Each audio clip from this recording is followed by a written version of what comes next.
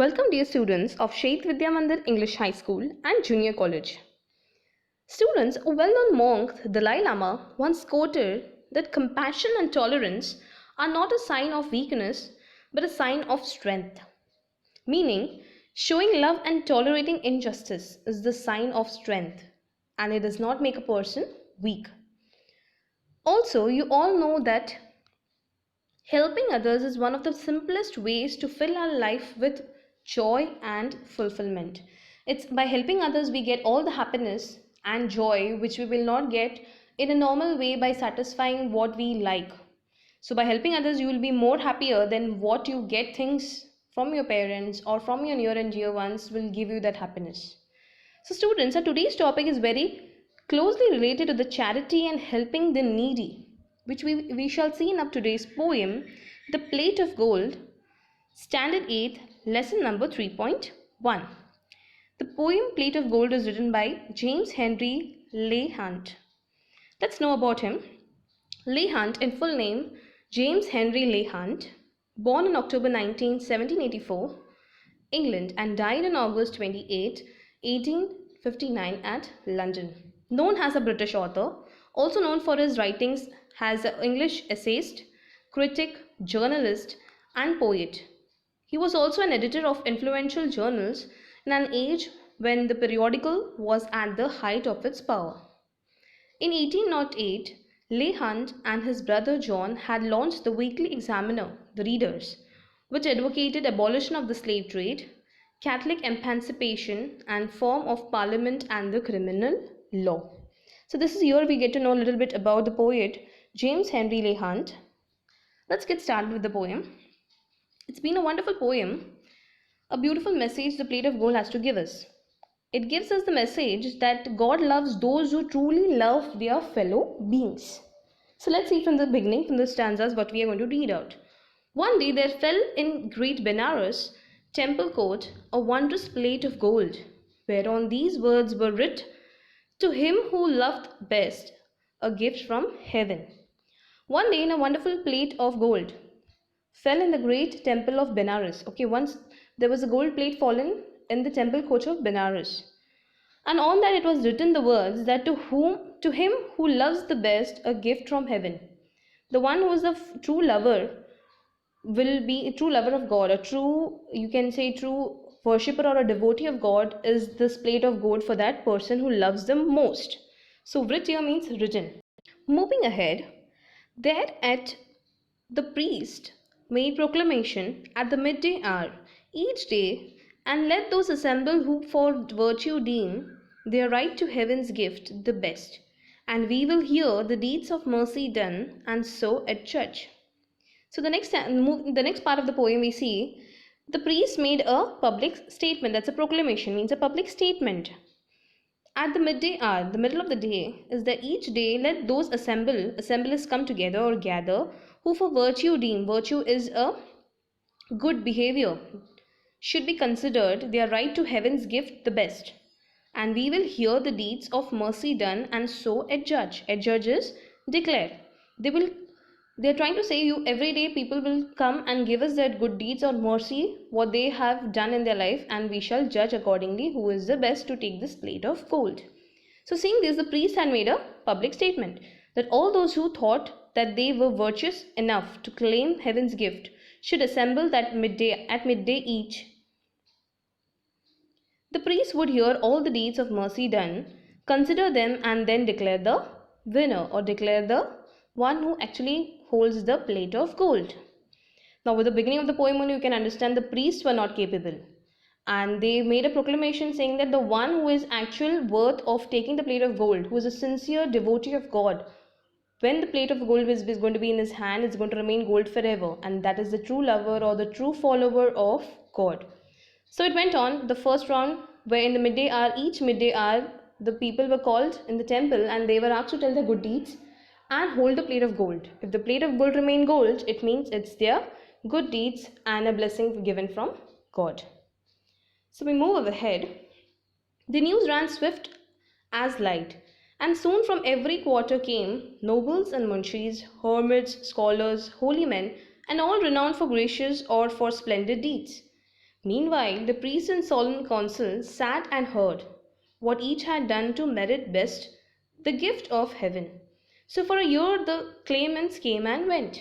So it was an everyday job of listening the deeds done by people.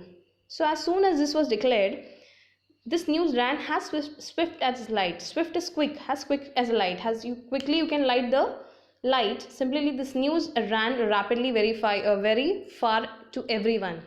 The news ran as swift as light is a simile where comparison is made between the light. And soon from every quarter came nobles. From every corner, the nobles, the well-renowned educated people, munshis, hermits. Hermits are simple people, scholars, holy men, and all renowned. Renowned are well-known people for gracious and for splendid deeds. Gracious are the people who are very respectful and polite, and splendid deeds and the good deeds came around. Meanwhile, the priest in solemn council sat and heard. Solemn is a serious council. Sat with all these and heard them one by one. What each one had done to merit best the gift of heaven.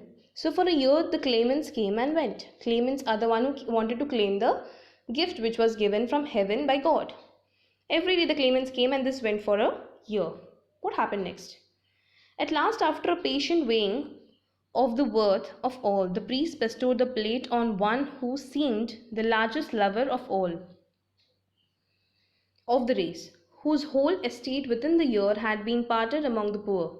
This man, all trembling with his joy, advanced to take the golden plate, when lo, at his finger's first touch, it changed to basest lead. All stood aghast, but when the hapless claimant dropped it clanking on the floor, let's see in the next part what we see. Till here, what do we understand? At last, after a lot of patience, of the worth of all, the priest bestowed is here presented the gift, the plate of gold on one who seemed the largest lover of the race.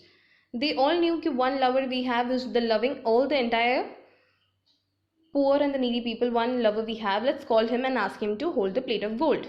So he was the one who was within a year he sold the whole estate, his whole property which he owned, to the needy and the poor people. And he was trembling with joy to come and receive the gift from heaven.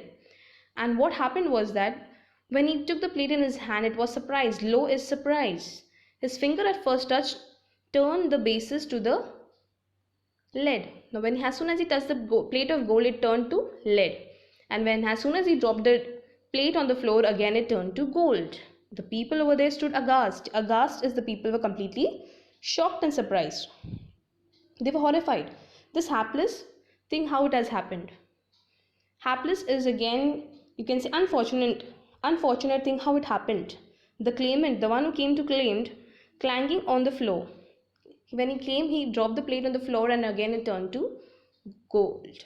Now the people were shocked. They were very much sure this is the man who is going to take away the plate of gold. The excitement created among the people were completely left with shock. So what we see in this part of the poem. For a year, all those who would lay claim to the plate came and went.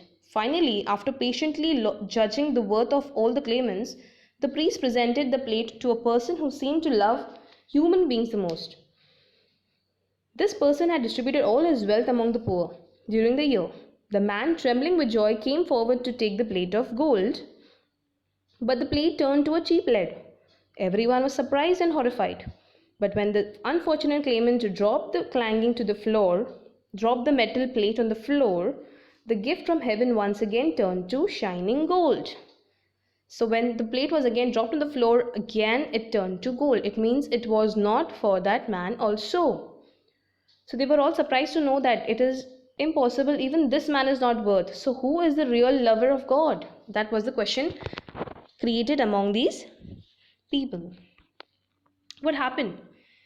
So for heaven's guerdon was again transformed to a shining gold.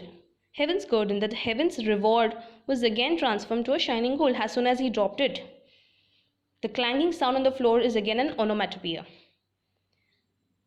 So for another 12 months sat he priest and judged. Thrice they awarded, thrice did heaven refuse the gift. Meanwhile, a host of poor maimed beggars in the street lay all about the temple gate in hope to move that love, whereby each claimant hoped to win the gift. As well for them it was, if gold be charity. For every pilgrim to the temple gate praised God, that love might thus approve itself before the test. And so coins rained freely in the outstretched hands, but none of those who gave so much has turned to look into the poor sad eyes of them that begged. Now here the poet James Henry is trying to focus that the ones who came to give offerings after a lot of claimants coming and going, the one who is to come to give the offerings, they never looked into the eyes of these beggars. They never felt their love. So let's understand what he's trying to say over here. So for another 12 months sat the priest and judged. The priest sat for again 12 months for the coming year, and they kept on judging the claimants to come and take the plate of gold. Thrice they awarded, thrice did heaven refuse the gift.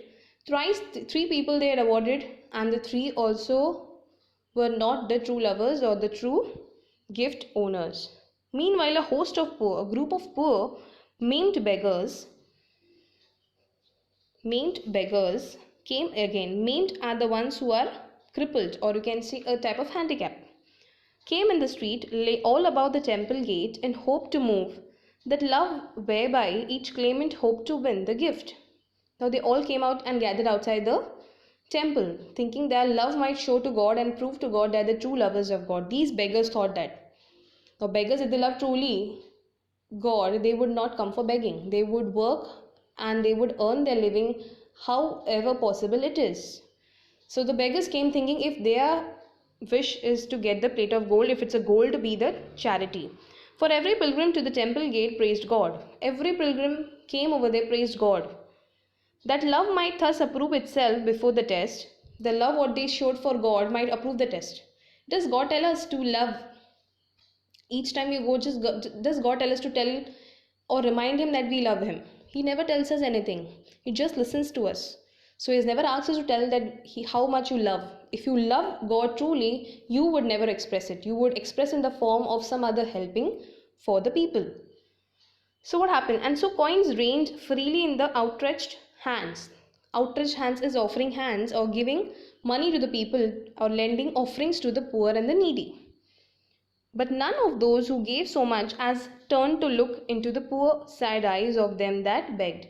None of them were bothered to look into the eyes of the poor beggars. And that showed that they were not doing the charity sincerely. They were just showing their love for God.